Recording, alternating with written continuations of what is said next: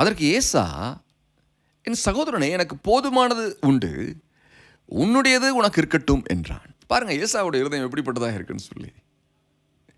தன்னுடைய தம்பி தன்னுடைய குற்றத்தை மறைக்க தன்னோடு நலம் பொருந்த காணிக்கையோடு வருகிறான். தனக்கு துரோகம் செய்த தம்பி தன்னோடு சமாதானம் பண்ணும்படிக்கு சில உச்சிதமான பொருள்களை கொண்டு வந்து எனக்கு கொடுக்க வருகிறான் என்கிற எண்ணத்தை அறிந்த அண்ணன் ஏசா, எனக்கு எதுக்கு தம்பி இதெல்லாம் வேண்டாம், எனக்கு போதுமானது இருக்குது, உன்னோடயே இருக்கட்டும்னு சொல்லி மனதார தன் தம்பியை மன்னித்ததை பார்த்து நாம் அறிந்து கொள்கிறோம், ஒரு தெய்வீக எண்ணம் ஏசாவினுடைய இருதயத்தில் இருந்தது. ஹல்லேலூயா, தேவனுடைய நாமம் மகிமைப்படுவதாக. மனதுருக்கமே தீர்க்க தரிசனத்தின் வித்து என்கிற தலைப்பில் இந்த நாளின் பாடத்தை நாம் கற்றுக்கொண்டு வருகிறோம்.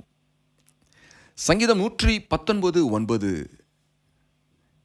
வாலிபன் தன் வழியை எதனால் சுத்தம் பண்ணுவான், உமது வசனத்தின்படி தன்னை காத்து கொள்ளுகிறதுனால் தானே என்று எழுதியிருக்கிறது. அப்போது நான் சொல்கிறேன், ஒரு தீர்க்கதரிசியாய் நீங்கள் மாற வேண்டுமே ஆனால் உங்களுக்குள்ளாக கண்ணீர் விடுகிற ஒரு குணாதிசயம் காணப்பட வேண்டும்.